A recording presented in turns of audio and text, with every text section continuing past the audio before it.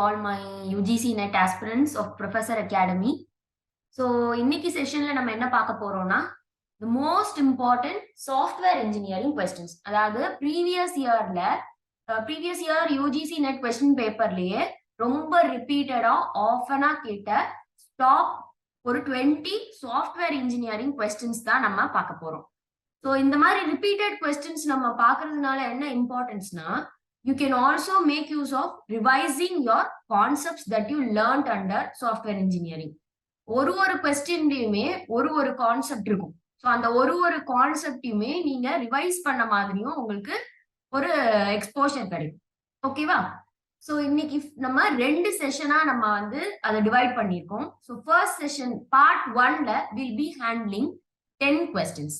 So அந்த 10 கொஸ்டின்ஸ்ல software engineering சாப்டருக்கு கீழே வரக்கூடிய நிறைய இம்பார்ட்டன்டான டாபிக்ஸ் கவர் ஆயிருக்கும். ஸோ அதை நீங்க லிசன் பண்றது மூலியமா nearly 80 to 90%, I assure that 80 to 90% of the topics under software engineering will be covered. Okay, so we'll move on to the questions. Part 1. The first question is, which of the following is not a non-functional requirement? I repeat, which of the following is not a non-functional requirement? Okay, so options are option 1 portability, option 2 security, option 3 scalability, option 4 user interaction. 5 seconds கொடுக்கிறேன். நீங்க உங்களுக்கு என்ன answer வரும் அப்படின்னு தோணுதோ அதை mark பண்ணி வச்சுக்கோங்க. அதுக்கப்புறமா நம்ம எது கரெக்ட் ஆன்சர்னு பார்த்து அதோட எக்ஸ்பிளனேஷன் பார்க்கலாம்.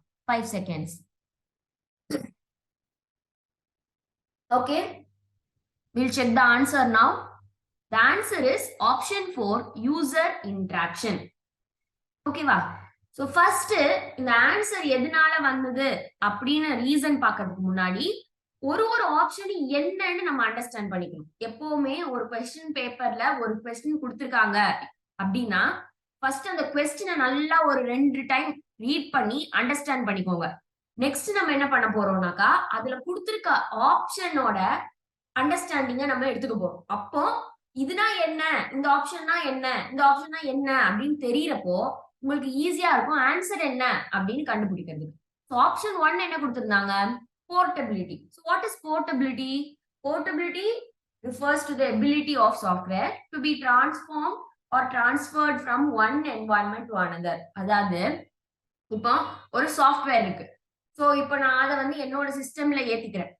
இப்போ அதே மாதிரி அந்த ஒரு சிஸ்டம்ல தான் என்னால அதை ஏத்த முடியுமா, இதை இன்ஸ்டால் பண்ணிக்க முடியுமா? இல்ல, என்னால நிறைய சிஸ்டம்ஸ்ல இன்ஸ்டால் பண்ண முடியும். ஸோ நான் நினைச்ச மாதிரி நினைச்ச டைம்ல நினைச்ச இடத்துல இருக்கக்கூடிய எந்த சிஸ்டம்லனாலும் என்னால அந்த சாஃப்ட்வேர் அப்ளிகேஷனையோ அல்லது சாஃப்ட்வேர் சிஸ்டமையோ என்னால இன்ஸ்டால் பண்ண முடியும். ஸோ இதுதான் போர்ட்டபிலிட்டி நம்ம சொல்றோம். ஸோ நெக்ஸ்ட் ஆப்ஷன் நம்பர் 2 என்ன சொல்லியிருந்தாங்க? செக்யூரிட்டி. செக்யூரிட்டி ஜெனரலி செக்யூரிட்டினாலே நம்மளுக்கு என்ன அண்டர்ஸ்டாண்டிங் வந்துரும்? It involves protecting the system against unauthorised access and it also ensures data integrity. Protection கொடுக்கும். நம்ம சிஸ்டம்ல ஏதாவது ஹசார்டஸ் திங்ஸ் நடக்காம ஒரு ப்ரொடெக்ஷன் கொடுக்கும். நம்ம டேட்டாவுக்கு ஒரு ஆத்தரைசேஷன் ஆத்தென்டிகேஷன் வேணும்னு எப்பவுமே எதிர்பார்க்கும். நம்மளோட டேட்டா எப்பவுமே ஒரு இன்டெகிரிட்டியோட இருக்கும். ஸோ அதுதான் நம்ம ஆப்ஷன் 2 சொல்லுது, security purposes. Next option number 3 என்ன? Scalability. So what is scalability? Scalability it deals with the system's capability or system's capacity to handle increased workload or growth. அதாவது இப்போ நமக்கு தேவைப்படும் போது சில விஷயம் சில இடத்துல நமக்கு நிறைய தேவைப்படும், சில இடத்துல நமக்கு கம்மியா தேவைப்படும். அப்போ சிஸ்டம்ல சில ரிக்குவயர்மெண்ட்ஸ் நமக்கு அதிகமா தேவைப்படுறப்போ சிஸ்டம் நமக்கு அதை இன்க்ரீஸ் பண்ணி கொடுக்கணும், ஸ்கேல் பண்ணி கொடுக்கணும். அதே மாதிரி நமக்கு சில விஷயம் கம்மியா தான் தேவைப்படுதுனாக்கா அந்த நேரத்துல கம்மியா நம்ம அதை யூஸ் பண்ணிக்கலாம். ஸோ ஜென்ரலா என்னென்ன கீ பாயிண்ட்ஸ் நீங்க ரிமெம்பர் பண்ணிக்கணும்? ஸ்கேலபிலிட்டினாலே the capacity of the system to what? To handle its workload. எப்படி ஹேண்டில் பண்ணுது? அதோட இலாஸ்டிசிட்டி வச்சு, அதாவது தேவைப்படும் போதெல்லாம் அது எக்ஸ்பேண்ட் பண்ணிக்குது. சோ ஃபிளெக்சிபிளா இருக்குது. நமக்கு எப்போ எது தேவை அப்படிங்கிறதுக்கு ஏத்த மாதிரி அது அட்ஜஸ்ட் பண்ணிக்குது. ஸ்கேலபிலிட்டி வந்து ஒரு சின்ன எக்ஸாம்பிள் சொல்லணும்னாக்கா நம்ம ரப்பர் பேண்ட் இருக்கு. நீங்க வந்து இப்போ ஒரு பேப்பர் பண்டிலுக்கு வந்து ரப்பர் பேண்ட் போட போறீங்கன்னா அந்த பேப்பர் பண்டில் குட்டியா இருந்ததுன்னா அதுக்கு தேவை மாதிரி அது எக்ஸ்பேண்ட் ஆயிக்குது. இதே பேப்பர் பண்டில் பெருசா இருந்ததுனாக்கா கொஞ்சம் பெருசா எக்ஸ்பேண்ட் ஆயிக்குது. ஓகேவா? சோ ஆப்ஷன் நம்பர் 4 என்ன? User interaction. User interaction means what? This encompasses the ways user interact with the system. So இப்போ நான் வந்து என் சிஸ்டம் கூட எப்படியெல்லாம் இன்டராக்ட் பண்றேங்கிறத தெரிவிக்கிறது தான் எது? User interaction. யூசர் இன்டராக்ஷன் மெயினா எதெல்லாம் ஃபோக்கஸ் பண்ணும்? உங்களோட சிஸ்டம் கூட உங்ககிட்ட இருக்கக்கூடிய this kind of engagement. அதே மாதிரி நிறைய சாஃப்ட்வேர் சிஸ்டம்ல இருக்கக்கூடிய அந்த இன்டர்ஃபேஸ் கூட நீங்க வந்து கம்யூனிகேட் பண்ணுவீங்க. Either you go, for example, you go to Google, you type something. இல்லையா? So this is the way you interact இந்த மாதிரி. So அதுல நமக்கு நிறைய accessibility இருக்கும். So once, for example, you are using WhatsApp. It is a software application. அப்ப நான் வந்து ஒரு இடத்துக்கு நான் மெசேஜ் அனுப்புறேன்னு வச்சுக்கோங்க. You will get responses also. Fine. So அதுதான் user interaction. Now get back to the question. நம்ம question என்ன? Which of the following is not a non-functional requirement? கொடுத்திருக்க ஆப்ஷன்ல எது non-functional requirement அப்படின்னு கேக்குறாங்க. functional requirementsனா ஃபர்ஸ்ட் ஆஃப் ஆல் என்ன அப்படின்னா நம்ம சிஸ்டம் இருக்கு பாத்தீங்களா, அந்த சிஸ்டமோட ஃபங்க்ஷனாலிட்டிஸ் எல்லாத்தையும் ஃபோக்கஸ் பண்றது தான் இந்த functional requirements. Okay, what users can do with the system are functional requirements. Non-functional requirementsங்கிறது என்னன்னா சிஸ்டம் எப்படி யூசருக்கு ரெஸ்பாண்ட் பண்ணுது. It generally denotes the performance of the system with the user. Fine. So இதுல out of பாக்ஸ்ல இருக்கிறது என்ன? சிஸ்டமோட functionality கூட relate ஆனதெல்லாம் வந்து portability, security, scalability. ஆனா சிஸ்டம்க்கும் ஒரு யூசருக்கும் நடக்கக்கூடிய விஷயம் தான் நான் ஃபங்க்ஷனல் இது. ஓகேவா? அதுல கோடிங் இன்வால்வ் இல்ல, எதுவுமே இன்வால்வ் இல்ல. சோ ஆப்ஷன் 4 தான் correct answer. It is user interaction. Okay, fine. See, user interaction, unlike non-functional requirements such as portability, security or scalability, it is primarily associated with how users engage with the system. Fine. Okay.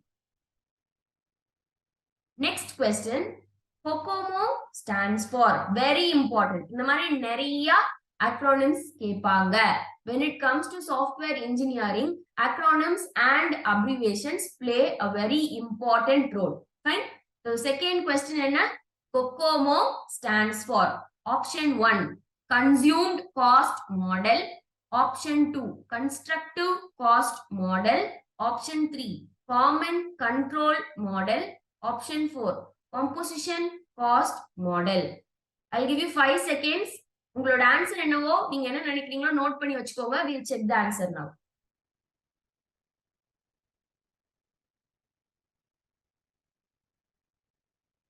Okay, fine. We'll check the answer now. So COCOMO stands for constructive cost model. COCOMO na enna? Constructive cost model. So first CO oda elaboration da constructive. Next CO oda elaboration da cost. MO oda elaboration da model. So what is COCOMO? Constructive cost model. So COCOMO பத்தி நமக்கு வந்து ஒரு 2-3 points கூட we'll also revise in this module. So what is basically a COCOMO? COCOMO stands for what? Constructive cost model. It's actually a well-known algorithmic software cost estimation model used to estimate the cost, effort and time required for a software project. அதாவது அது வந்து நம்ம ஒரு estimation மாடல்னு சொல்லப்படுது. எதுக்காக? நம்ம ஒரு சாஃப்ட்வேர் ப்ராஜெக்ட் டெவலப் பண்றோம்னா அதோட காஸ்ட் எவ்வளோ, அதுல எவ்வளவு எஃபர்ட் போடுறோம், அதுல எவ்வளவு டைம் இன்வால்வ் ஆயிருக்கு அப்படிங்கறது எல்லாத்தையும் எஸ்டிமேட் பண்றதுக்கான விஷயம். சோ அதுதான் நான் என்னோட கீ பாயிண்ட்ஸ்ல மென்ஷன் பண்ணிருக்கேன். So you make a note of it. It is estimation model. எதை எஸ்டிமேட் பண்ணுது? காஸ்ட் எஸ்டிமேட் பண்ணுது, எஃபர்ட் எஸ்டிமேட் பண்ணுது, டைம் எஸ்டிமேட் பண்ணுது. So it was developed by Barry Boehm. Barry-Boehm in 1980s. So 1980s தான் COCOMO model வந்து develop ஆயிருக்கு. COCOMO model வந்து additionally it helps in predicting the cost based on various parameters like project size, effort and development environment. ஓகேவா? So additionally எதுக்கு அது use ஆகுது? Cost predict பண்றதுக்கும் use ஆகுது. Fine? So இதுதான் COCOMO model. So again COCOMO model ஓட elaboration என்ன? Constructive cost model. Do not forget this. Make a note of it. Very important. ஒரு क्वेश्चन ஆது கண்டிப்பா கேட்பாங்க. either abbreviationல வரலாம் இல்லனாக்கா நம்ம அந்த கான்செப்ட் பார்த்தோம்லையா அதுல இருந்து ஏதாவது ஒரு क्वेश्चन கண்டிப்பா for sure they'll ask. Fine? We are moving on to the next question.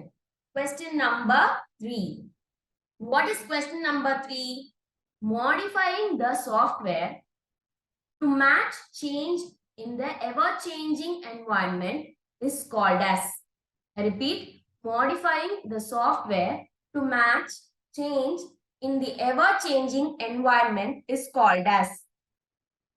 Options are option 1, adaptive maintenance, option 2, corrective maintenance, option 3, perfective maintenance, option 4, preventive maintenance. Okay, you take 5 seconds, note your answers. Do not wait for the answer screen. இது வந்து உங்களுக்கு ஒரு பிராக்டிஸா இருக்கும், ஒரு revision session மாதிரி இதை எடுத்துக்கோங்க. You make a note of your answer, then we'll check the answer. So அந்த ஆன்சர் நான் ப்ரொஜெக்ட் பண்றப்போ உங்க ஆன்சர் என்னன்னு பாருங்க, என்ன மிஸ்டேக், என்ன அண்டர்ஸ்டாண்டிங்ல மிஸ்டேக்னு you can check with that. Okay?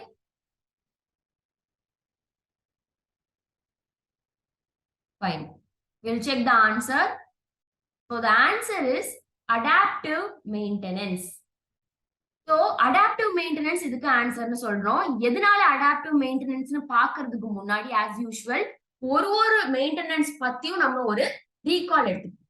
So then you will be clear இதுனா என்ன, இந்த maintenanceனா என்ன. So இதுல வந்து we are covering a topic. Fine. So first point என்னது? Adaptive maintenance. So what is adaptive maintenance? This adaptive maintenance involves modifying the software to adapt to changes in the environment such as changes in operating system, hardware or other external factors.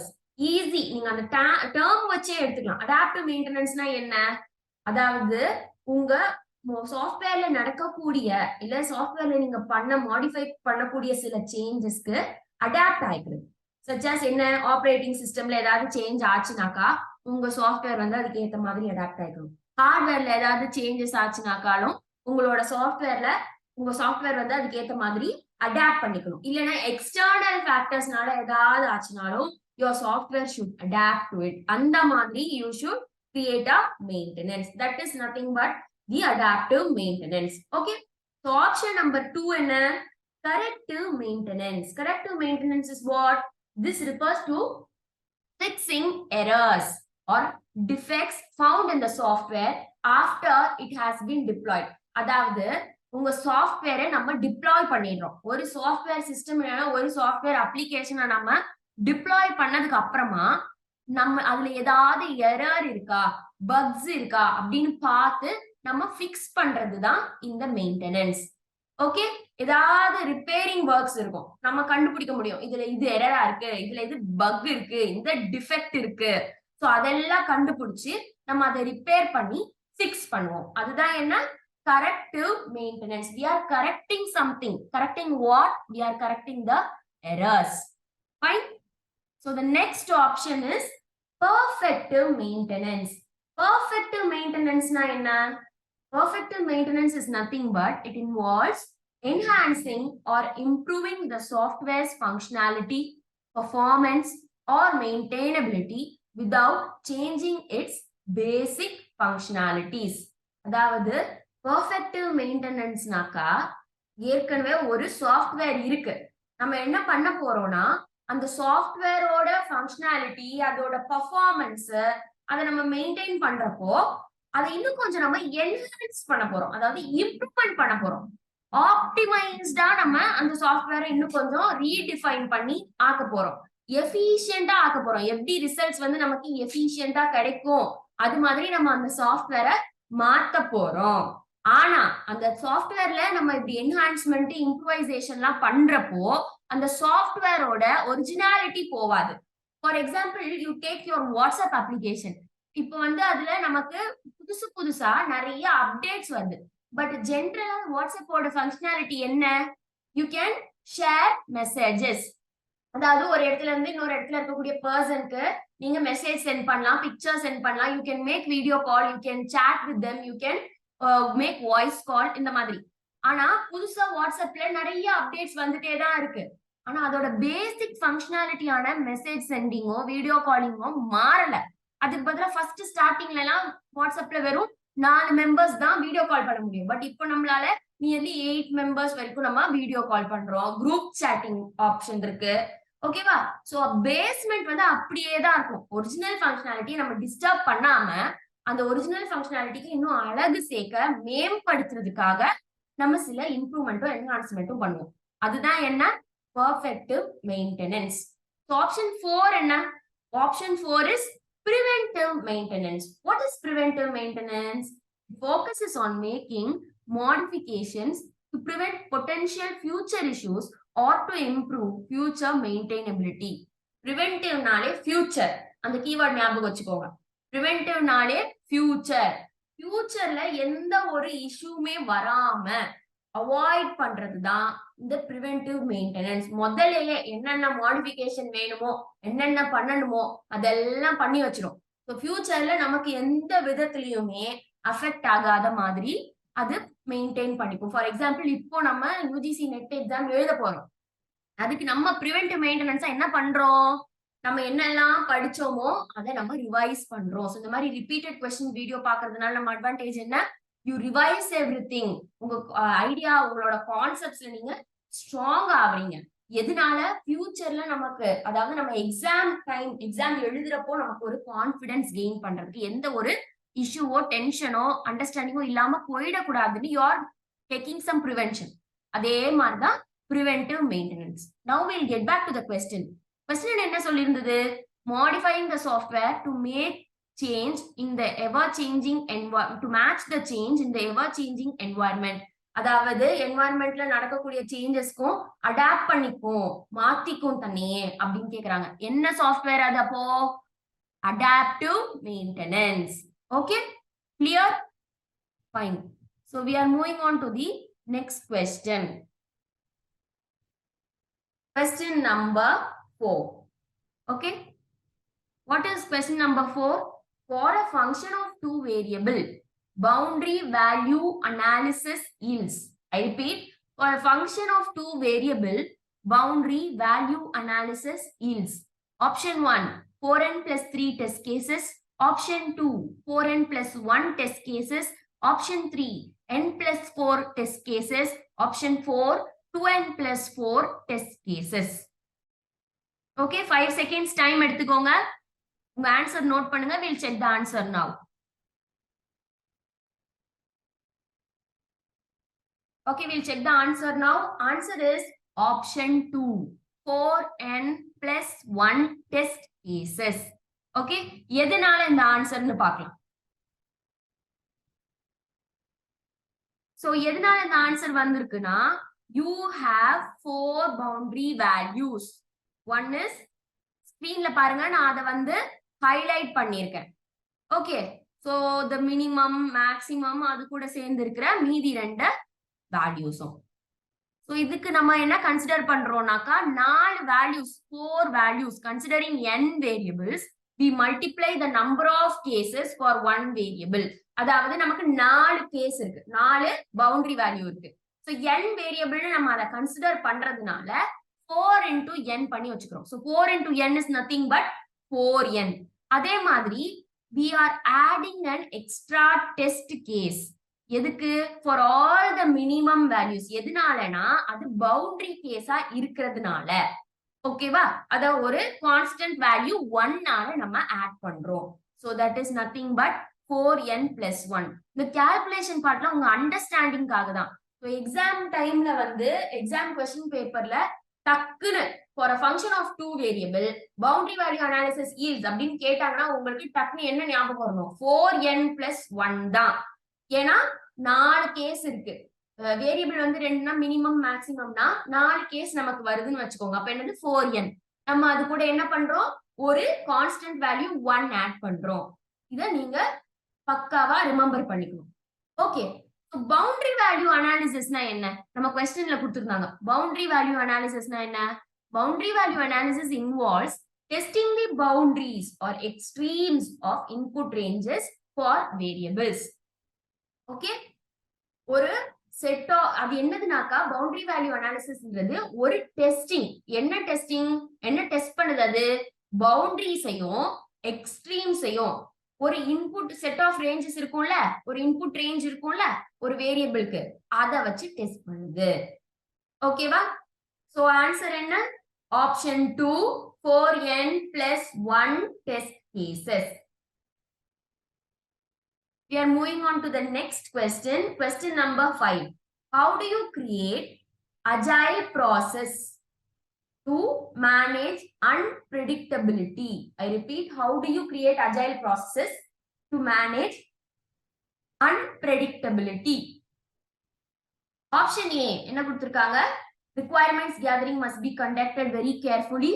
B, risk analysis must be conducted before planning takes place. C, software increments must be delivered in short period times. D, software processes must not adapt to changes incrementally. Choose the correct answer from the options given below. Option 1, A only. Option 2, B only. Option 3, C only. Option 4, D only. Okay, I'll give 5 seconds. Note down the answer, please.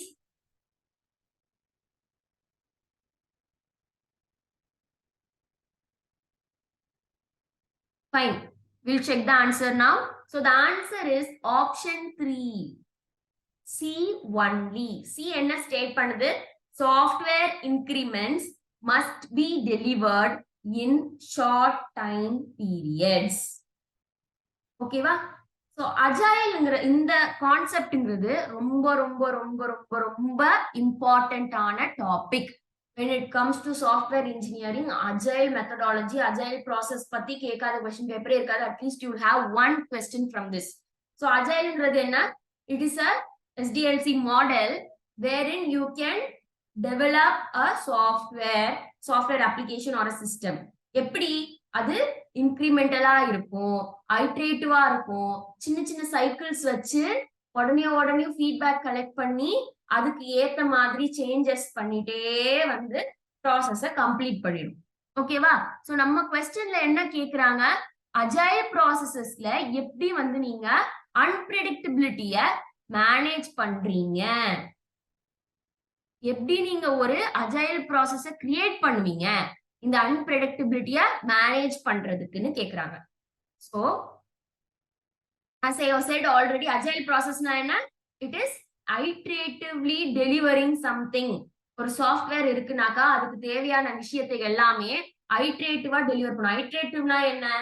திருப்பி ஒரு சுழல் மாதிரி ஒரு விஷயத்த டக் டக் டக் டக்கு முடிச்சுட்டு அடுத்த வேலையை திரும்பியும் அதே இதை பண்ணும். ஃபர்ஸ்ட் என்ன பண்ணும்? ஒரு விஷயம் பண்றதுக்கு முன்னாடி ரிக்குவயர்மெண்ட்ஸ் கேதர் பண்ணும், அப்புறம் அதோட டிசைனை ஃபோக்கஸ் பண்ணும், அதுக்கப்புறம் டெவலப்மெண்ட் ஸ்டேஜுக்கு வரும், அப்புறம் டெஸ்ட் பண்ணும், அப்புறம் டிப்ளாய் பண்ணும், ரிவ்யூ பண்ணும். இதே விஷயத்த எல்லா ஃபங்க்ஷனாலிட்டிஸ் ஆஃப் சாஃப்ட்வேருக்கும் திருப்பி திருப்பி திருப்பி திருப்பி பண்ணிட்டே இருக்கும். ஸோ அதே மாதிரி அஜைல் ப்ராசஸ்ங்கிறது ஒரு இன்கிரிமெண்டல் ப்ராசஸ். ஷார்ட் சைக்கிள்ஸ் தான் வச்சிருக்கோம். அதாவது இப்போ ஒரு மாசத்துக்கு ஒரு வாரத்துக்கு அப்படின்னு தான் டைம் ஸ்பேன் வச்சுக்கோம். குட்டி குட்டியா டைம் ஸ்பேன் வச்சு குட்டி குட்டி விஷயத்த அப்பப்பவே முடிச்சுட்டே வரும். அதே மாதிரி முக்கியமான அட்வான்டேஜ் அஜைல் ப்ராசஸோடது என்னதுன்னா கண்டினியூஸ் அடாப்டேஷன். என்ன விதமான சேஞ்சஸ்க்கும் அதை அடாப்ட் பண்ணிக்கும். அடாப்டிவ் மெயின்டெனன்ஸ் பார்த்தோம் இல்லையா, அதே தான் நம்ம அஜைல் ப்ராசஸ்ல கொண்டு வரோம். ஸோ கண்டினியூஸா என்ன சேஞ்சஸ் நம்ம பண்ணாலும் அதுக்கு ஏத்த மாதிரி அடாப்ட் பண்ணிக்கும். ஓகே, ஸோ அதுதான் அஜைல் ப்ராசஸ். ஸோ இதுக்கு எதனால நமக்கு option C software increments must be delivered in short time periods answer is because agile processes aims to manage unpredictability by delivering software in short incremental cycles called iterations or sprints.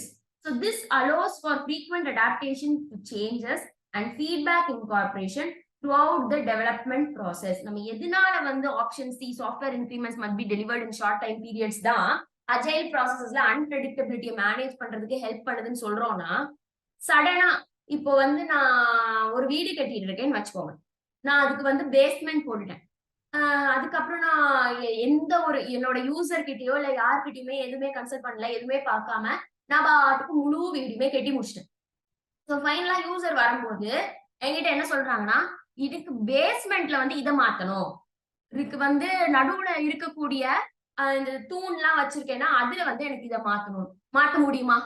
You cannot change. ஏன்னா நான் மொத்தமா building construct பண்ணிட்டேன். இப்போ நான் மேல இருந்து building இடிச்சுட்டு கொண்டு வந்து தான் நான் பேஸ்மெண்ட்ல ஏதாவது சேஞ்சஸ்னா பண்ண முடியும். கரெக்டா? சோ அந்த மாதிரி மிஸ்டேக்ஸ் அவாய்ட் பண்றதுக்கு தான் அஜைல் ப்ராசஸ் என்ன பண்ணுதுன்னா, சின்ன சின்ன விஷயத்த பண்ண உடனேயும் என்ன சேஞ்ச் வேணுங்கிறத ரிவ்யூ மூலியமா வாங்கிட்டு உடனே சேஞ்ச் பண்ணிடுது. அஜைல் ப்ராசஸ் மூலியமா நான் ஒரு பில்டிங் கட்டுறேன்னா எப்படி கட்டுவேன்? ஃபர்ஸ்ட் நான் பேஸ்மெண்ட் போடுவேன்.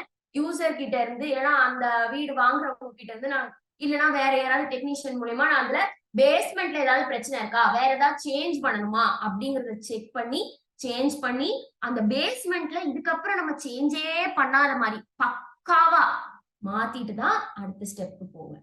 அதனாலதான் அஜைல் ப்ராசஸ் அன்பிரெடிக்டபிலிட்டிய மேனேஜ் பண்ணுதுன்னு நம்ம சொல்ல வரோம். எதனால? Software increments must be delivered in short time periods. குட்டி குட்டி நேரத்துல சின்ன சின்ன விஷயத்த உடனே டெலிவர் பண்ணி அதுக்கான ரிவ்யூஸ கலெக்ட் பண்ணிக்குது. ஓகேவா? Fine. Now we'll move on to the next question. Question number 6. What is question number 6? Software project manager is responsible for the following task. I repeat, software project manager is responsible for the following task. Another option A, project planning, B, project status tracking, C, resources management, D, risk management, E, project delivery within time and budget. Choose the correct answer from the options given below. Option 1, all the statements are correct. Option 2, only B and C are correct. Option 3, only A and D are correct. Option 4, only A and D are correct. ஒரு சின்ன tip R trick சொல்லி தரேன். For example, இந்த மாதிரி யாராவது ஒரு software project மேனேஜரோ இல்ல வேற ஏதாவது ஒரு விஷயத்தோட ரோல்ஸ் அண்ட் ரெஸ்பான்சிபிலிட்டி இதுவா அதுவா அப்படின்னு கொஸ்டின்ல கேக்குறப்போ மோஸ்டா 80 to 90% all the statements are correct தான் கரெக்ட் ஆன்சர். ஏன்னா ஒரு விஷயத்தோட எல்லா ஃபீச்சர்ஸையும் தான் மோஸ்டா கொடுத்துருப்பாங்க. ஃபீச்சர்ஸ், கேரக்டரிஸ்டிக்ஸ், ரெஸ்பான்சிபிலிட்டிஸ், ரோல்ஸ் அப்படின்னு கேக்குறாங்கன்னு வச்சுக்கோங்க. ஏதோ ஒரு விஷயத்தோட ரெஸ்பான்சிபிலிட்டி, ஏதோ ஒரு விஷயத்தோட ரோல்ஸ், ஏதோ ஒரு விஷயத்தோட கேரக்டரிஸ்டிக் ஃபீச்சர்ஸ் அப்படின்னு கொடுத்து கொஸ்டின் கேக்குறாங்க. கீழே ஆப்ஷன்ல நிறைய ஆப்ஷன்ஸ் இருக்கு. அதுல வந்து ஆல் தி ஸ்டேட்மெண்ட்ஸ் ஆர் கரெக்ட்டும் கொடுத்துருக்காங்கனாக்கா most of the time all the statements are correct தான் ஆன்சரா வரப்போகுது. This is not only applicable for software engineering chapter, மத்த எல்லா சாப்டர்ஸ்க்குமே யூஸ் ஆகும். ஆனா நீங்க அதை கரெக்டா நோட் பண்ணிக்கோங்க. ஃபீச்சர்ஸ், கேரக்டரிஸ்டிக்ஸ், ரோல்ஸ், ரெஸ்பான்சிபிலிட்டிஸ் இந்த மாதிரி விஷயங்கள்லாம் கண்டினியூஸா நிறைய லிஸ்ட் பண்ணிருப்பாங்க. இப்போ நமக்கு இங்க வந்து 5 என்னென்ன லிஸ்ட் பண்ணிருக்காங்க? ரெஸ்பான்சிபிலிட்டிஸ். சோ அப்படி லிஸ்ட் பண்ணிருக்காங்கனாக்கா most of the time the answer will be all the statements, all are true, all are correct, அது மாதிரி தான் வரும். ஓகேவா? I think I have given you a clue. So now it's time for you to note down the answer. Option 1, all the statements are correct. Option 2, only B and C are correct. Option 3, only A and D are correct. Option 4, only A and D are correct. I think there's a small mistake. Option 4 வந்து A and B are correct. Okay? Note down the answer. I think everyone knows the answer for this.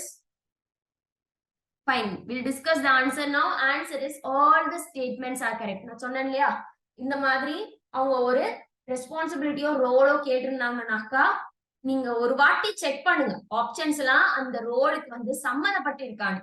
படுத்தி இருக்கு அப்படின்னு உங்களுக்கு நம்பிக்கை வந்ததுனாக்கா immediately go for all the statements are correct.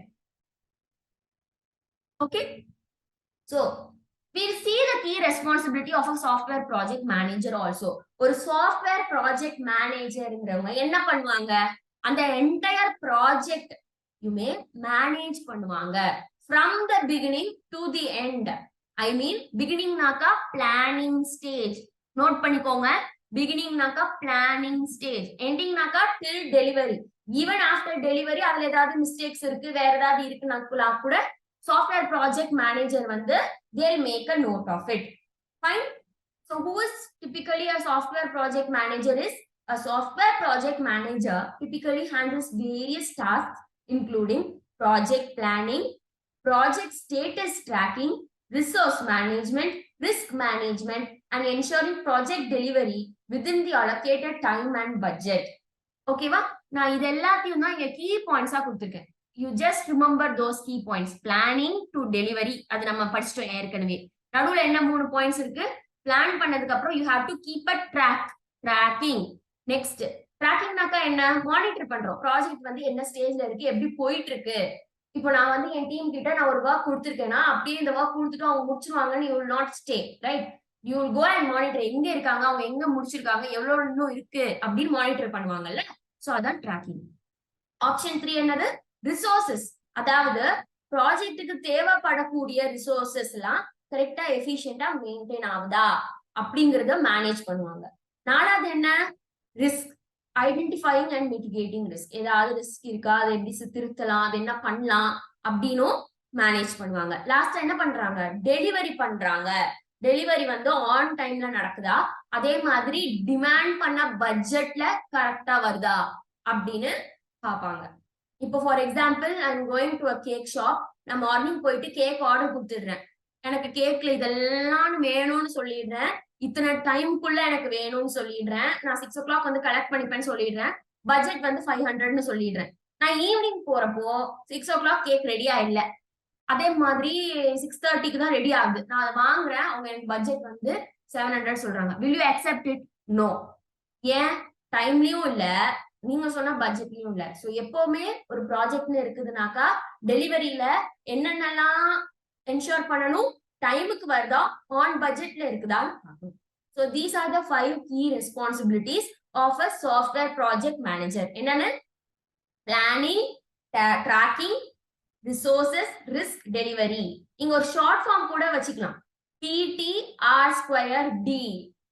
P stands for planning, T stands for tracking, R square னா 2 R. ஒன்னு வந்து ரிசோர்ஸ்க்கு, இன்னொன்னு வந்து ரிஸ்க்கு. D என்ன? Delivery. Fine. So these are the 5 important key responsibilities of a software project manager. Now we are moving on to the next question. Question number 7. Mr. X designed open source software which must comply with some criteria. Choose the false statement in respect of the above. I repeat the question. Mr. X designed open source software which must comply with some criteria. Choose the false statement in respect of the above. Option A. No restriction on redistribution of the software as part or whole. The integrity of the author's source code must be maintained. The software can be sold after distribution. Choose the correct answer from the options given below. A only, B only, C only, all statements are false. Okay, think about it. Think about it. Make your note down your answers. We'll check the answer within 5 seconds.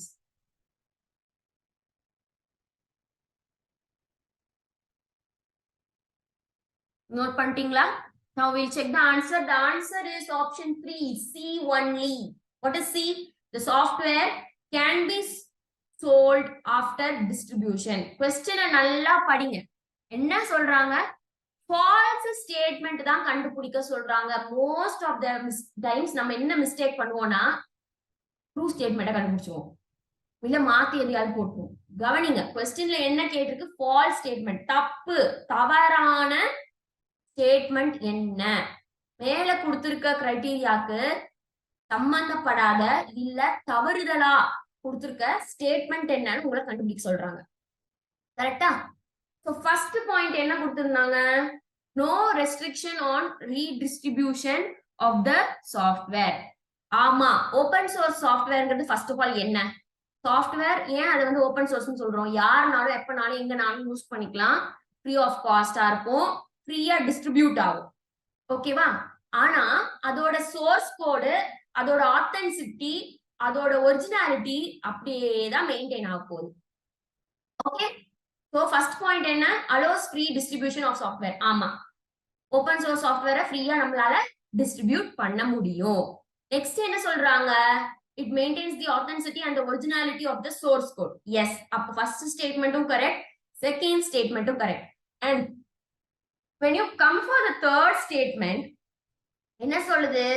Software வந்து can be sold after distribution. No, this is பக்கா false.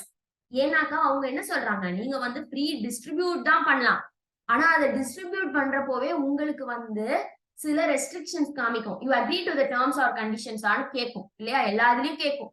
அதே மாதிரி open source சாஃப்ட்வேருக்கும் சில restrictions இருக்கு.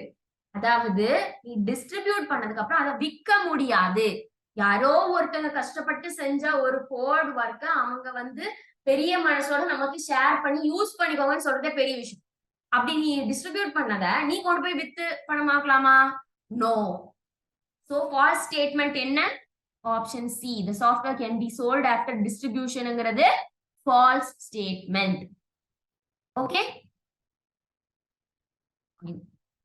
question number 8. Question number 8 என்ன? Given below are two statements. One is labeled as assertion A and the other is labeled as reason R. Assertion A: cohesion is a qualitative indication of the degree to which a module can be written more compactly and is able to complete its function in a timely manner. Reason R: cohesion is a qualitative indication of the degree to which a module is connected to other modules and the outside world. In the belt of the above statements, choose the most appropriate answer from the options given below.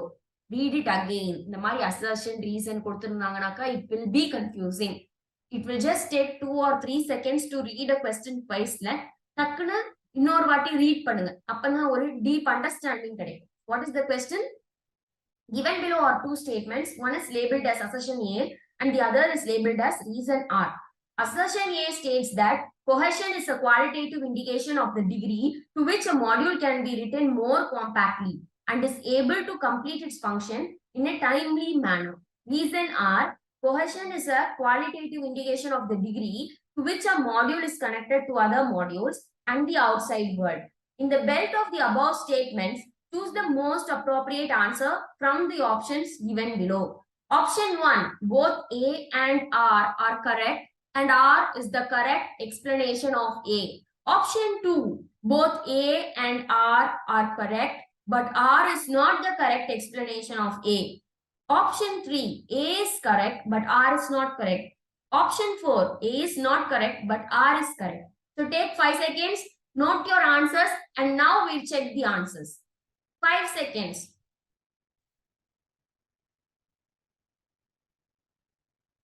Okay, fine. Now we'll check the answer. So the answer is option 3. A is correct, but R is not correct. என்ன சொல்றாங்க? assertion A வந்து கரெக்டா இருக்கு, ஆனா reason R வந்து கரெக்டா இல்லன்னு. So first of all, before getting into this, cohesionனா என்ன அப்படின்னு உங்களுக்கு தெரியணும். So generally இங்கிலீஷ்ல cohesionனா என்ன? Cohesion is nothing but unity. Cohesion indicates what? It indicates unity. Cohesion na unity. ஒற்றுமை. அதை indicate பண்றது தான் cohesion. So technically software engineering ல cohesion na என்ன? Cohesion refers to the measure of how strongly related and focused the responsibilities within a module or component are. It signifies how well the elements inside a module fit together, perform a single task or a closely related set of tasks. There are various types of cohesions also. Okay va? என்ன சொல்றாங்கன்னா, ஒரு particular module இருக்கிறப்போ அதுக்குள்ள ஸ்ட்ராங்கா relate ஆயிருக்கும் நிறைய என்டிட்டிஸ்லாம், நிறைய விஷயங்கள்லாம் உள்ள ரிலேட் ஆகி ஒரு காமன் ரெஸ்பான்சிபிலிட்டி மேல ஃபோக்கஸ் ஆயிருக்கும். இப்போ ஃபார் எக்ஸாம்பிள் நம்ம ஒரு கிளாஸ் ரூம்ல இருக்கோம்னு வச்சுக்கோங்க. அந்த கிளாஸ் ரூம்ல இருக்கிற ஸ்டூடெண்ட்ஸ் எல்லாம் தே ஆர் சம்வாட் ரிலேட்டட். எப்படி ஒரு கிளாஸ்ல இப்போ 12B இருக்காங்கனாக்கா அவங்க எல்லாருமே 12B ஸ்டூடெண்ட்ஸ் தான். அவங்க வந்து கம்ப்யூட்டர் சயின்ஸ் குரூப் படிக்கிறாங்கனாக்கா okay they are computer science students. அவங்களோட கோல் என்ன, அவங்களோட ரெஸ்பான்சிபிலிட்டி என்ன, அந்த கிளாஸ் ரூம்குள்ள இருக்கிறவங்களோட ரெஸ்பான்சிபிலிட்டி என்ன, அந்த ஸ்டூடெண்ட்ஸோட ரெஸ்பான்சிபிலிட்டி என்ன, கரெக்டா உன் சப்ஜெக்ட வர கிளாஸ்ல கிளாஸ் டீச்சர் நடத்துறப்போ கவனிச்சு படிச்சு மார்க் எடுக்கிறது. ஓகேவா? சோ நம்ம மாடியூல் சொல்றது, நீங்க ஃபார் எக்ஸாம்பிள் இந்த கிளாஸ் இமேஜின் பண்ணிக்கலாம். வித்தின் அ மாடியூல் உள்ள நிறைய என்டிடிஸ் இருக்குல்ல, அந்த என்டிடிஸ் எல்லாம் எதுக்கு, ஒரு பர்டிகுலரான விஷயத்துக்கு ரெஸ்பான்சிபிலிட்டிக்காக சேர்ந்து யுனைடடா ஒர்க் பண்றாங்க. சோ இப்ப அசர்ஷன் ஏ நமக்கு என்ன சொல்லுது, ஏ என்ன சொல்லுது, cohesion is a qualitative indication of the degree to which a module can be written more compactly and it is able to complete its function in a timely manner. கரெக்டா? நம்ம சொன்ன வரைக்கும் அசர்ஷன் கரெக்டா இருக்கா? என்ன சொல்றாங்க, அசர்ஷன்ங்கிறது ஒரு குவாலிட்டேட்டிவ் இண்டிகேஷன். ஆமா. என்ன சொல்லுது, to which a module can be written, ரொம்ப காம்பாக்டாவும் என்ன பண்ண முடியுது, அதால able to complete its function, அதோட ஃபங்க்ஷன் அதாவது அதோட ரெஸ்பான்சிபிலிட்டிஸ டைம்க்குள்ள முடிக்க முடியுதுன்னு சொல்றாங்க. சோ பக்காவா இருக்கு assertion A, no problem. So A is correct. அப்பனாக்கா ஏ கரெக்ட்னு வர ஸ்டேட்மெண்ட்ஸ்லாம் நம்ம ஆன்சருக்குள்ள வரப்போகுதுன்னு நீங்க டிசைட் பண்ணி வச்சுக்கோங்க. என்னெல்லாம் இருக்கு, சோ அப்படி பார்த்தா நமக்கு 1 இருக்கணும், 2 இருக்கணும், 3 இருக்கணும், பட் 4 இருக்காது. ஏ இஸ் நாட் கரெக்ட்னு கொடுத்துட்டாங்க. ஆப்ஷன் 4 கணக்குலயே வராது, எலிமினேட் பண்ணிடுங்க. இப்போ நெக்ஸ்ட் ரீசனுக்கு போங்க.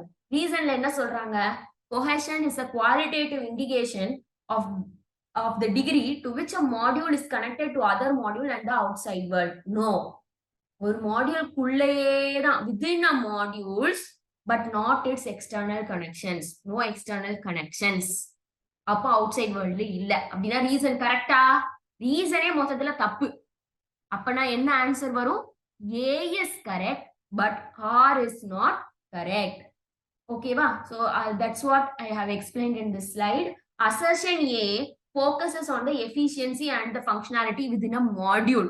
ஆனா ரீசன் R என்ன சொல்லுது, எக்ஸ்டர்னல் என்விரான்மெண்ட் கூட நடக்கிற விஷயத்த சொல்லுது.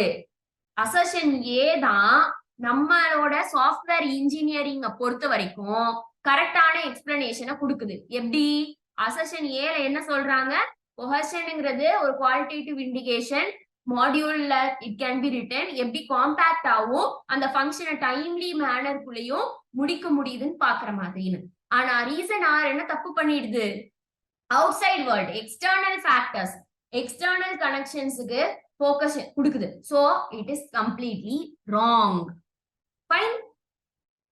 We are moving on to the next question. Question number 9. What is question number 9? Question number 9 is alpha and beta testing are forms of. I repeat, alpha and beta testing are forms of. Option 1, white box testing. Option 2, black box testing. Option 3, acceptance testing. Option 4, system testing. Listen பண்ணுங்க. Testing ரொம்ப ரொம்ப ரொம்ப important. Software engineering டெஸ்டிங்ல இருந்தும் கண்டிப்பா ஒரு question வரதுக்கு chance இருக்கு, 100% chance இருக்கு. Because you have variety of testing. கரெக்டா, நிறைய வைட் வெரைட்டிஸ் ஆஃப் டெஸ்டிங் இருக்கு நம்மளோட software இன்ஜினியரிங்ல.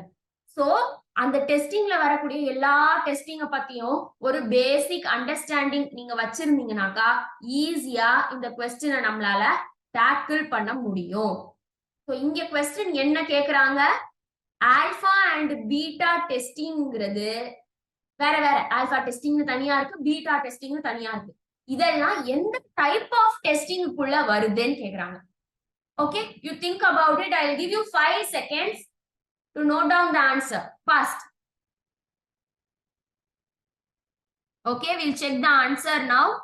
The answer is acceptance testing. Answer என்ன, option 3, acceptance testing. So before going to the answer explanation, நம்ம என்ன பண்றோம்னாக்கா ஒரு சின்ன ரிவிஷன், ஒரு பெஸ்ட் அண்டர்ஸ்டாண்டிங்காக அவங்க கொடுத்திருக்க ஆப்ஷன்ல இருக்க 4 டெஸ்டிங் பத்தியும் நம்ம அண்டர்ஸ்டாண்ட் பண்ணிக்க போறோம். ஸோ ஃபைனலா 4 டெஸ்டிங் பத்தி தெரிஞ்ச உடனே உங்களுக்கு தெரிஞ்சிரும் எந்த டெஸ்டிங் கீழே ஆல்பா அண்ட் பீட்டா வரப்போகுது அப்படின்னு. So before that you should know what is alpha testing and what is beta testing. ஓகேவா? ஏன்னா கொஸ்டினே அதுதான். ஆல்பா அண்ட் பீட்டா டெஸ்டிங்கிறது எந்த டைப் ஆஃப் டெஸ்டிங் குள்ள வரப்போகுதுன்னு கேக்குறாங்க. அப்போ நீங்க ஃபர்ஸ்ட் என்ன தெளிவா இருக்கணும். ஆல்பா டெஸ்டிங்னா என்ன, பீட்டா டெஸ்டிங்னா என்னன்னு. So what is alpha testing? Alpha testing is nothing but it's conducted at the developer's side by the end user or an independent test team before the software is released to the public. This testing is performed in a controlled environment. அதாவது alpha டெஸ்டிங்கிறது என்னன்னா, developer இருக்காரு இல்லையா, ஒரு software develop பண்றாரு, அவரோட develop பண்ண அந்த சைட்ல எண்ட் யூசர்ஸ், அதாவது கடைசியா யூஸ் பண்ணக்கூடிய யூசர்ஸா இருக்கலாம், அதாவது நம்மள மாதிரி பொதுமக்களா இருக்கலாம். அப்படி இல்லைனாக்கா ஒரு டெஸ்ட் டீம்னு இருப்பாங்க கம்பெனில, என்னென்ன தப்பு இருக்கு என்னென்ன பண்றது அப்படின்னு டெஸ்ட் பண்ற அந்த டீமை வச்சோ அந்த சாஃப்ட்வேரை டெஸ்ட் பண்ணிடுவாங்க. டெவலப் பண்ணி கம்ப்ளீட்டா முடிச்ச உடனேயும் அந்த சாஃப்ட்வேர் எப்படி பெர்ஃபார்ம் பண்ணுது, அது எப்படி நடந்துக்குது அப்படின்னு ஒரு டெஸ்ட் டீம் வச்சோ இல்லைனாக்கா எண்ட் யூசர் வச்சோ டெஸ்ட் பண்ணுவாங்க. பப்ளிக்கு நம்ம அந்த சாஃப்ட்வேரை ரிலீஸ் பண்றதுக்கு முன்னாடி ஒரு டைப் ஆஃப் டெஸ்ட் பண்ணுவாங்க. அதான் இந்த டெஸ்ட் வந்து ஒரு கண்ட்ரோல்டு என்வாயர்மெண்ட்ல நடக்கும்.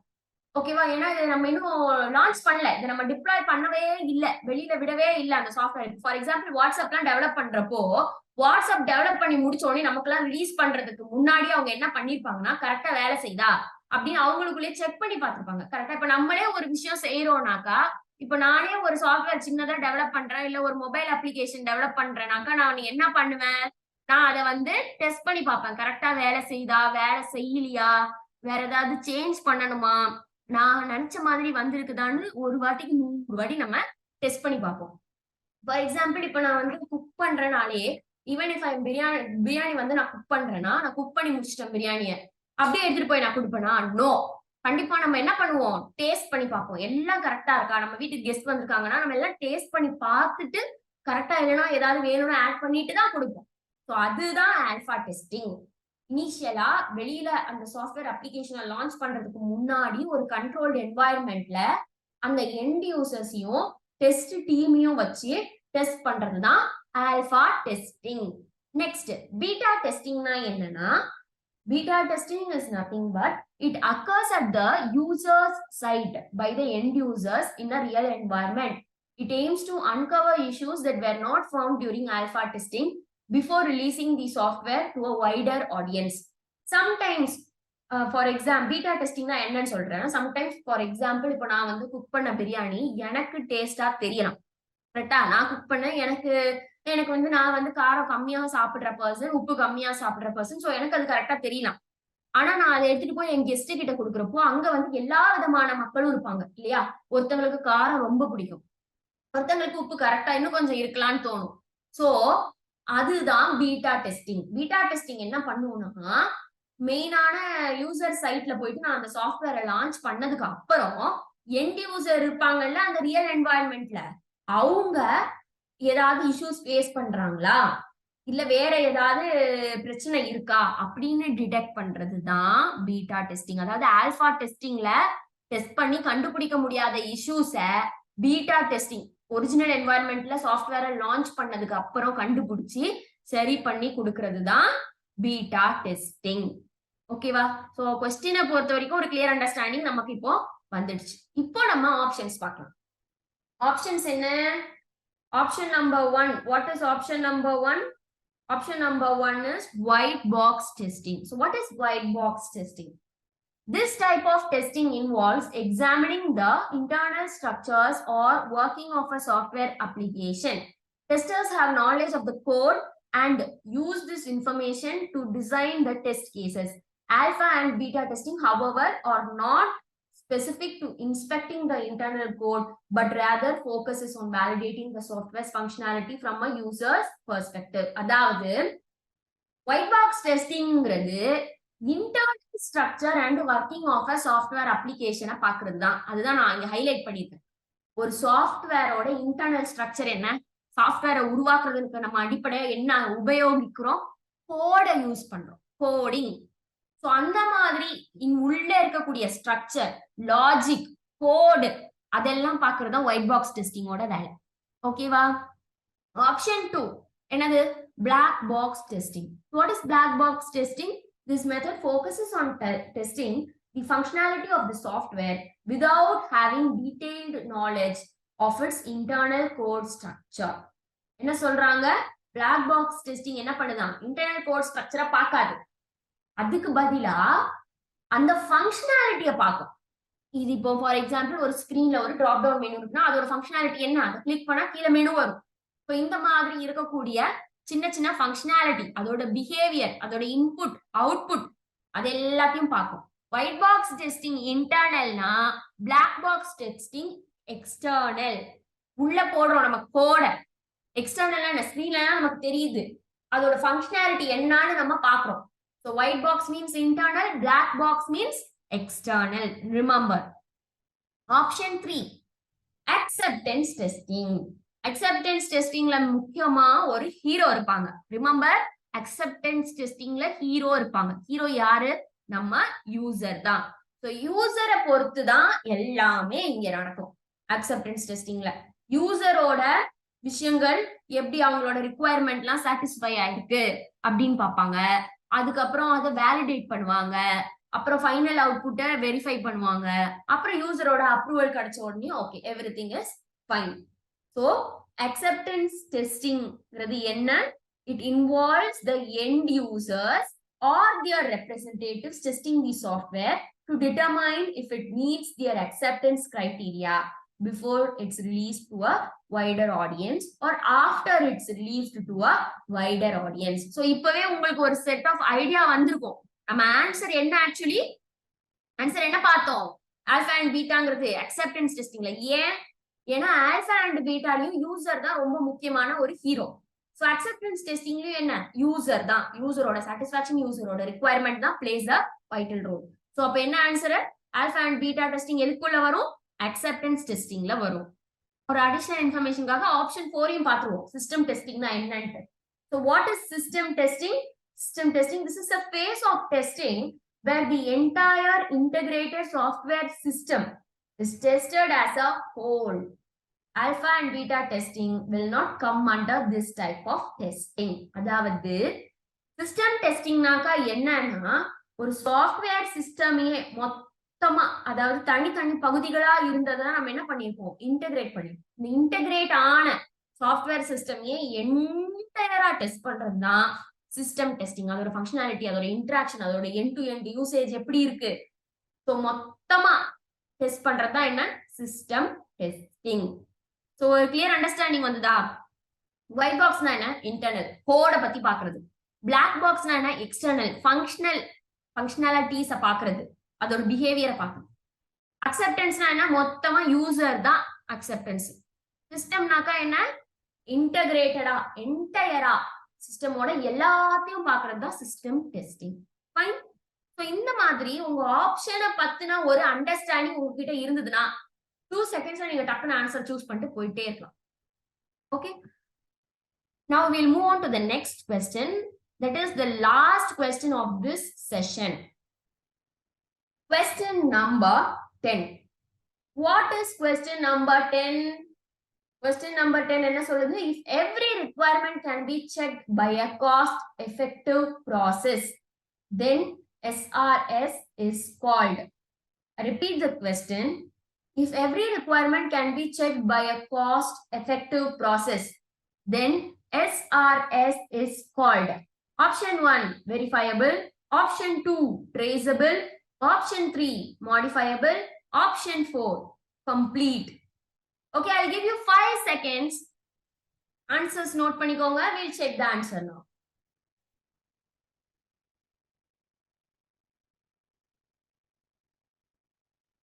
Okay, we'll check the answer now. The answer is option 1, verifiable.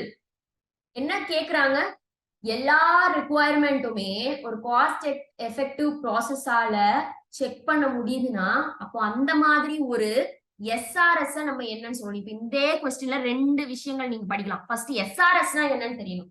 அது ஒரு இம்பார்ட்டன்டான டேர்ம் சாஃப்ட்வேர் இன்ஜினியரிங்ல. SRS ஓட அப்ரிவியேஷன் என்ன?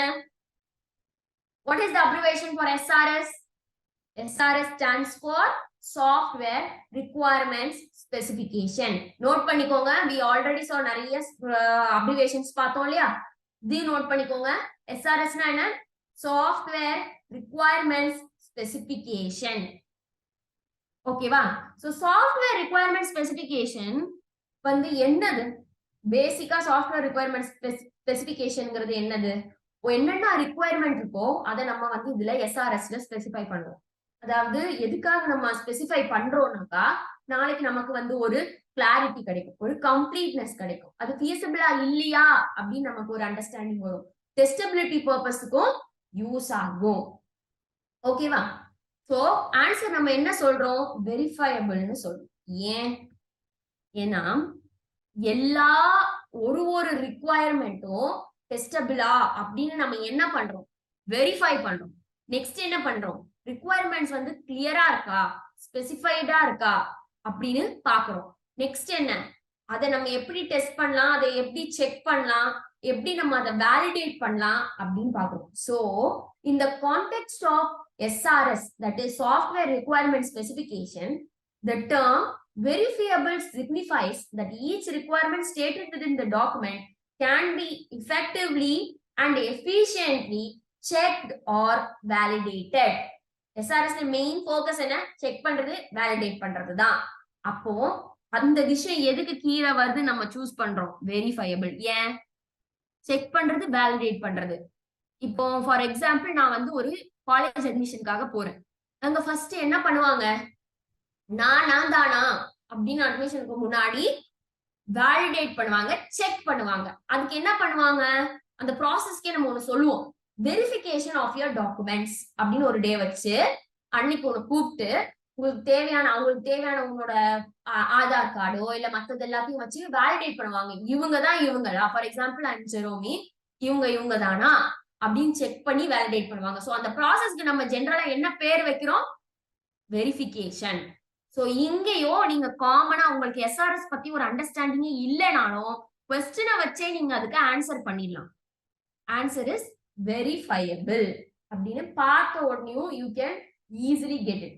So when every requirement in SRS, software requirement specification, can be effectively checked through a cost efficient process, then it is termed as what? It is termed as verifiable.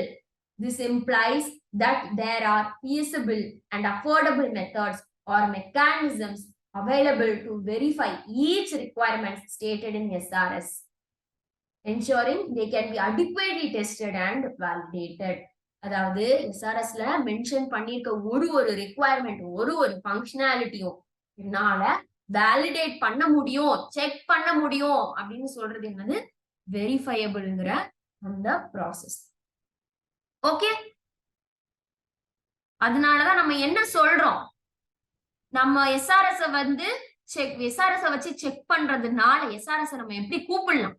Verifiable ப்ராசஸ்னு நம்ம கூப்பிடலாம். Okay, so பிகினிங்ல இருந்து இப்போ வரைக்கும் என்னென்ன இந்த செஷன்ல பார்த்தோம்னு ஒரு சின்ன ரீகேப். ஃபர்ஸ்ட் நம்ம என்ன பண்ணோம்? பார்ட் 1 தான் நம்ம இன்னைக்கு வந்து ஃபோக்கஸ் பண்ணியிருந்தோம். இந்த பார்ட் 1ல எவ்வளோ நம்ம பார்த்தோம்? 10 questions நம்ம சாலிடா 10 questions பார்த்துருவோம். ஆனா மோர் தென் 20 டாபிக்ஸ் நம்ம கவர் பண்ணிருக்கோம். Is it awesome, right? எவ்வளவு டாபிக்ஸ் நம்ம கவர் பண்ணிருக்கோம்னு பாருங்க. இது வந்து உங்களுக்கு ஒரு பிரஷ் அப் மாதிரி, நம்மளுக்கு ஈஸியா ஒரு ரிவிஷன் கெயின் பண்றதுக்கு ஹெல்ப்ஃபுல்லா இருக்கும். சோ என்னெல்லாம் பார்த்தோம்? ஃபர்ஸ்ட் ஃபங்க்ஷனல் ரிக்வயர்மெண்ட்னா என்ன, நான் ஃபங்க்ஷனல் ரிக்வயர்மெண்ட்னா என்ன, எதெல்லாம் வந்து ஃபங்க்ஷனல் ரிக்வயர்மெண்ட்டுக்குள்ள போகுது, எதெல்லாம் நான் ஃபங்க்ஷனல் ரிக்வயர்மெண்ட்டுக்குள்ள வருது அப்படின்னு பார்த்தோம். ஸோ போர்ட்டபிலிட்டி, செக்யூரிட்டி, ஸ்கேலபிலிட்டி இதெல்லாம் பத்தி நம்ம கொஞ்சம் பார்த்தோம். நெக்ஸ்ட் என்ன பார்த்தோம்? அது பார்த்துட்டு அப்புறம் என்ன பார்த்தோம்? கொக்கோமோ மாடல் பார்த்தோம். கொக்கோமோ மாடல்னா என்ன? நான் இது வந்து ஒரு டெஸ்டிங் ஃபேஸ் மாதிரி வச்சுக்கோங்க. क्वेश्चन பார்த்தோனே உங்களால ஆன்சர் சொல்ல முடியுதான்னு பாருங்க within few seconds. என்னது? Constructive cost model. Okay, so COCOMO model பத்தி ஒரு பேசிக் அண்டர்ஸ்டாண்டிங் பார்த்தோம். COCOMO model is nothing but what?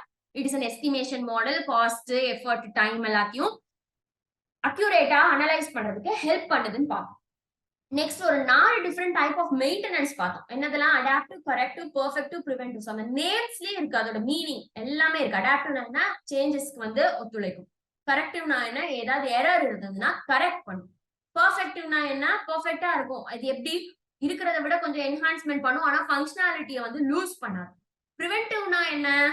இதுக்கப்புறம் ஃபியூச்சர்ல எந்த விதமான ஃபால்ட்ஸும் வராம பாத்துக்கணும். ஓகேவா? நெக்ஸ்ட் நம்ம என்ன பார்த்தோம்?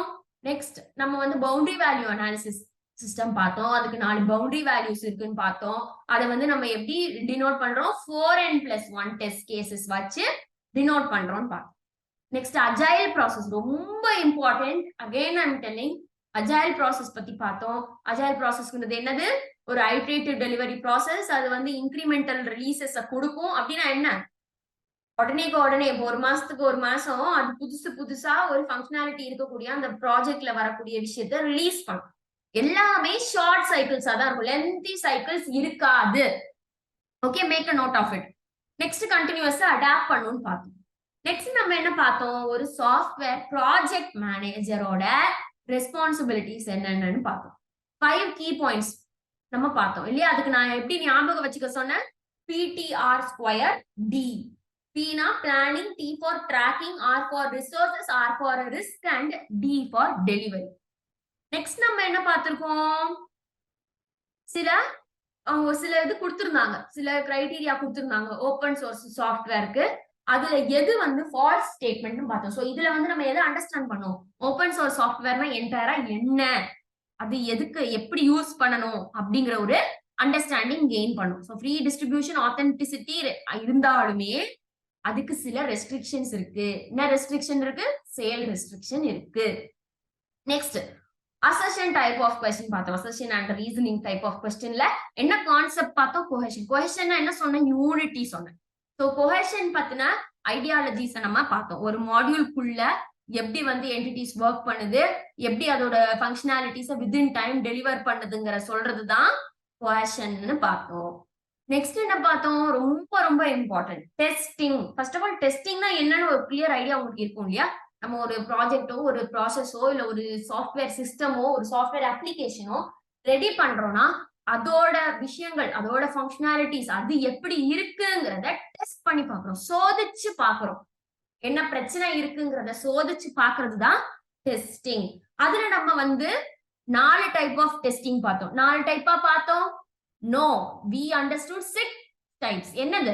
நமக்கு क्वेश्चनல ஏற்கனவே 2 டைப் கொடுத்திருந்தாங்க. ஒன்னு வந்து ஆல்பா, ஒன்னு வந்து பீட்டா. அது மட்டும் இல்லாம நம்ம என்ன பார்த்தோம்? White box, black box, acceptance system. ஆல்பானா என்ன? Do you remember? Easy. ஆல்பானாக்கா இன்டர்னல். இன்டர்னலா? Wrong. I was checking you. ஆல்பானாக்கா என்ன? Exactly. So ஆல்பானாக்கா எண்ட் யூசர் இல்லனா டெவலப்மெண்ட் டீம்ஸ் வச்சு என்ன டெஸ்ட் பண்ணோம்? டெவலப்பர் சைட்ல இருந்தே ஒரு கண்ட்ரோல்ட் என்வாயன்மெண்ட்ல அந்த சிஸ்டம் நம்ம டெஸ்ட் பண்ணோம். Before releasing it to the real world நம்ம அதை டெஸ்ட் பண்றோம். பீட்டா டெஸ்டிங்னா என்ன? ரியல் என்வாயன்மெண்ட்ல ரிலீஸ் பண்ணதுக்கு அப்புறம் என்வாயன்மெண்ட்ல இருக்கக்கூடிய எண்ட் யூசர்ஸ்ல ஏதாவது இஷ்யூஸ் சொல்றாங்கன்னா அதை ரெக்டிஃபை பண்ணுங்க. இப்போ சொல்லுங்க, what is internal? Yes, white box testing தான் இன்டர்னல். கன்ஃபியூஸ் பண்ணக்கூடாது, கிளியரா இருக்கணும். ஒயிட் பாக்ஸ் டெஸ்டிங் தான் இன்டர்னல். சோ இன்டர்னல்னா என்ன? ஒயிட் பாக்ஸ் டெஸ்டிங்ல we test the code. இன்டர்னல்னா கோட். நெக்ஸ்ட் பிளாக் பாக்ஸ் டெஸ்டிங்னா என்ன? எக்ஸ்டர்னல். அப்படியே ஒயிட் பாக்ஸ் டெஸ்டிங்கோட ஆப்போசிட் தான் பிளாக் பாக்ஸ் டெஸ்டிங், அது எக்ஸ்டர்னல். இதுல என்ன நம்ம செக் பண்ண போறோம்? ஃபங்க்ஷனாலிட்டிஸ் செக் பண்ண போறோம், பிஹேவியர் செக் பண்ண போறோம். ஆப்ஷன் 3 என்ன? Acceptance testing. இது என்னது? அக்செப்டன்ஸ் டெஸ்டிங்னா என்ன? ஒரு ஹீரோ இருப்பான், யாரு? யூசர். யூசர் தான் ஹீரோ. யூசரோட ரிக்வயர்மெண்ட், யூசரை பத்தி அனலைஸ் பண்றது தான் அக்செப்டன்ஸ் டெஸ்டிங். நாலாவது பாயிண்ட் என்ன? System testing. இதுங்க எல்லாம் மொத்த சிஸ்டமையும் என்டையரா இன்டகிரேட் பண்ணதுக்கு அப்புறம் செக் பண்றது தான் system testing. So alpha and பீட்டால ஒரு ஹீரோ இருப்பாங்க, அந்த யூசர். அதே ஹீரோ தான் அக்செப்டன்ஸ் டெஸ்டிங் இருப்பாங்க. அதனால நம்ம alpha and beta acceptance testing குள்ள வருதுன்னு நம்ம சொல்றோம். Because it entirely depends upon the user satisfaction. இல்லைன்னா யூசரோட கமெண்ட்ஸ், யூசரோட இஷ்யூஸ், யூசர் மேலேயே முழு கண்ணையும் ஃபோக்கஸ் பண்றதுதான் என்னது? Alpha, beta and acceptance testing. Fine. So அத பத்தி ஒரு அண்டர்ஸ்டாண்டிங் பார்த்துட்டேன்னா வந்தோம். Question number 10. क्वेश्चन நம்பர் 10 எதை பத்தி பேசிச்சு? SRS பத்தி சொல்லுச்சு. SRSனா என்ன சொன்னேன்? Do you remember? What did I say about SRS? Software requirement specification. Note பண்ணிக்கோங்க. It's not available on the screen, but make a note of it. software requirement specification. Software requirement specification நம்ம வெரிஃபையபிளா, ட்ரேசபிளா, மாடிஃபையபிளா, கம்ப்ளீட்டான்னு கேட்கிறப்போ நம்ம என்னன்னு சொல்லுவோங்கிறதுக்கு reason சொன்னேன். என்ன சொன்னேன்? அதுல இருக்கக்கூடிய requirements எல்லாத்தையுமே வேலிடேட் பண்ணி செக் பண்ணி எஸ்ஆர்எஸ் வந்து ஹெல்ப் பண்ணும். அப்ப எஸ்ஆர்எஸ் நீ என்ன சொல்லலாம்? வெரிஃபையபிள் ப்ராசஸ் அப்படின்னு நீங்க சொல்லலாம். Fine. Okay. I hope you got a very clear understanding about a different topic that comes under software engineering. இதெல்லாமே ரொம்ப ரொம்ப ரொம்ப இம்பார்ட்டன்டான டாபிக்ஸ். ஸோ அந்த டாபிக்ஸ் பேஸ் பண்ணி ப்ரீவியஸ் இயர்ஸ்ல மோஸ்ட் ரிப்பீட்டடா வந்த டாப் 10 கொஸ்டின்ஸ் நம்ம இந்த செஷன்ல பார்த்தோம். ஸோ தேங்க்யூ ஃபார் திஸ் வாட்சிங் this session. So I'll meet you in the part 2 of this session. Okay, we have a part 2. Adhula innu we'll handle 10 more questions. So the combination of both these 10s plays a very important role. So 10 plus 10 in a very 20 questions. You learn these 20 questions along with the concepts inside the questions. You can easily score mark in software engineering. Thank you and bye bye.